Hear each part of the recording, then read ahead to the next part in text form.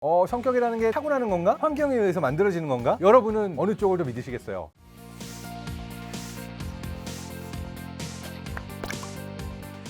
안녕하세요. 궁금한데요, 여러분. 오늘은 MBTI 성격 유형 테스트 두 번째 시간입니다. 지난 시간에는 MBTI 성격 유형 검사의 역사를 봤고요. 오늘은 MBTI가 과학적으로 근거 있는가를 한번 보도록 하겠습니다.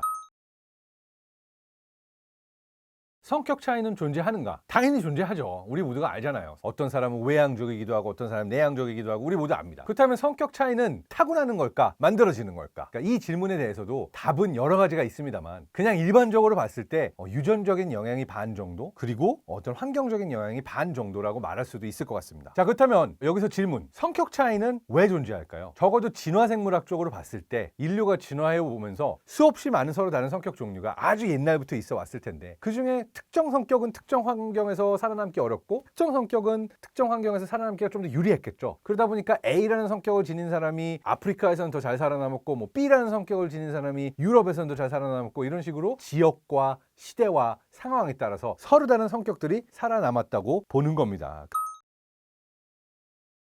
성격을 어떻게 나누냐 이거 어려운 문제잖아요. 뭐 정신분석학으로 볼 때 무의식과 의식의 관계에 따라서 서로 다른 성격들이 생긴다 뭐 이렇게 얘기했던 프로이트도 있고 지난 시간 설명했던 융의 성격 유형 이론도 있고 그렇습니다. 여기서 조금 더 가면 현대심리학으로 들어가면 지금까지도 많이 쓰이고 있는 EPQ라는 테스트가 있거든요. 아이젠크 퍼스널리티 퀘스천이에요. 자, 이걸 만든 사람은 아이젠크라는 심리학자예요. 자, 이 사람들은 뭐라고 말했냐면은 타고나는 기질의 차이가 있다. 생물학적 차이도 있다. 그래서 그 타고나는 기질과 생물학적인 차이를 우리가 어떤 설문지를 통해서 테스트를 통해서 알아낼 수 있다라고 주장을 했습니다. 그래서 어떤 성격에 따라서 사람들의 행동을 예측할 수 있는 이론, 아직까지도 요 성격 유형 이론이 많이 쓰이고 있습니다. 심리학에서. 보통 이제 여러분이 심리학자를 찾아가거나 아니면 뭐 정신과 가거나 이러면 이제 뭐 MMPI라는 테스트를 하기도 하고 EPQ라는 테스트를 하기도 하는데 이러한 것들이 이런 어떤 성격 유형들이 기본적으로는 서로 다른 어떤 성격 유형들이 있다, 기질 차이가 존재한다를 기본으로 깔고 가는 그런 이론들입니다. 근데 약간 다르게 접근한 이론도 있어요. 뭐냐면 약간 휴머니스틱, 인류학적으로 접근하는 쪽인데요. 뭐 여러분 들어봤을 거예요. 매슬로우의 욕구 피라미드라고 그래서 매슬로우는 뭐라고 이야기를 하냐면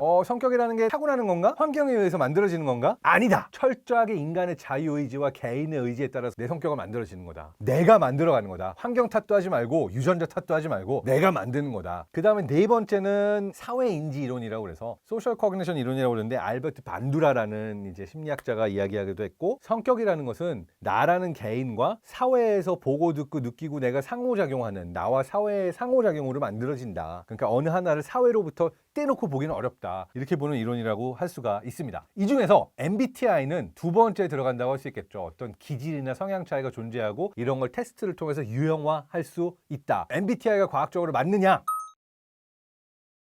대부분의 과학자는 MBTI는 비과학적이라고 합니다. 그 이유는 여러 가지가 있는데 MBTI를 만든 사람들이 비전문가라서는 아니에요. 물론 비전문가니까 일단 신뢰성이 떨어지긴 하지만 실제로 MBTI 테스트를 해보면요. 신뢰도가 떨어집니다. 그러니까 누군가가 테스트를 했어요. ENFP가 나왔어요. 5주 있다가 또 테스트를 했어요. 근데 이번엔 ENTJ가 나오는 거예요. 어떤 연구에 따르면 테스트를 하고 5주 있다 또 테스트를 하면은 거의 반이 넘는 사람들이 성격 유형이 하나 정도는 바뀌더라. 계속적으로 테스트를 했을 때 같은 결과가 나오는 게 아니기 때문에 신뢰할 수가 없는 테스트가 되겠죠. 그 다음에 또 하나는 이런 문제입니다. 너는 뭐 이거 아니면 저거야. 물론 저처럼 아주 외향적이라서 거의 95% 넘게 외향적인 성격을 갖고 있는 사람은 언제 하더라도 외향성이 나오겠죠. 근데 어떤 사람은 생각할 때도 있고 감정으로 느낄 때도 있고 누구를 판단할 때도 있고 누구를 이렇게 그냥 그래 라고선 다 받아들일 때도 있고 그런 사람들은 뭐 S와 N이 49% 51% 또는 뭐 판단과 인식 J와 P가 뭐 52% 48% 되게 중간에 걸쳐 있잖아요. 그러니까 이거를 그 테스트에서 이렇게 나누는 것 자체가 이분법으로 나누는 것 자체가 조금 무리가 있다라고도 볼 수가 있어요. 그래서 신뢰도가 떨어지고 이 나뉘는 기준이 명확하지 않고 또 비전문가들이 만들었기 때문에 사실 MBTI에 대해서는 과학적인 근거는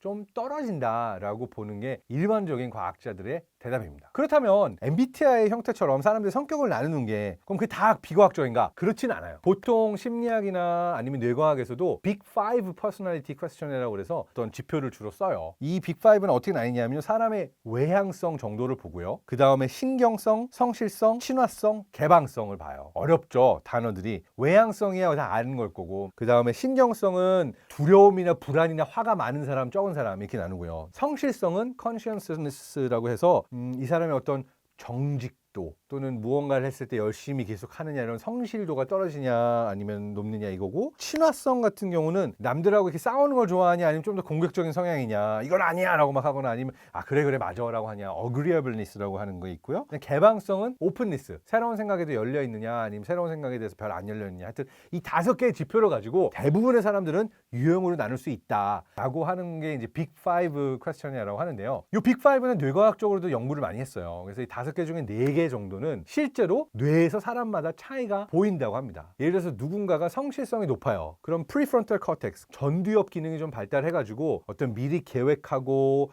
이런 어떤 충실하게 뭐 주어진 일들을 해나가는 이러한 성향들이 강한 사람들이 비슷한 형태의 뇌 활성화 패턴을 가진다고 하고요. 또 반대로 개방성이 높은 사람들, 그러니까 새로운 걸 막 해보기를 좋아하고 뭐 새로운 사람들 만나보고 탐험형, 이런 사람들 같은 경우는 어떤 뇌의 보상 체계와 관련된 부분, OFC, 그러니까 오비트 프론탈 코텍스, 이쪽이 조금 더 많이 발달해 있다, 뭐 이런 형태로 사람들의 성격 유형이 대략 5가지 지표에 의해서 우리가 나눌 수가 있고, 그렇게 나뉘는 사람들의 뇌를 봤더니 실제로 이 사람들의 뇌 안에서의 활성화 패턴도 그 성격 유형에 따라서는 아니더라 라고 제법 신뢰도도 있고, 아직까지도 임상적으로나 많이 쓰이고 있는 실제 테스트가 있습니다. 이거랑 함께 쓰이고 있는 테스트 중에 EPQ라고 아까 말씀드렸던 심리학자가 썼던 테스트도 있는데요. 요거는 2019년도에 나온 한 연구에 따르면 그 아이젠크의 26개 연구를 다시 봐가지고 다시 한번 해보려고 했더니 그 중에 사실이 아닌 걸로 판명난 연구가 대부분이었다고 합니다. 그래서 그 신뢰도에 대해서는 MBTI와 마찬가지로 사람들이 저거는 믿을만하지 않은데 라고 보기도 합니다. 그래서 아이젠크는 사실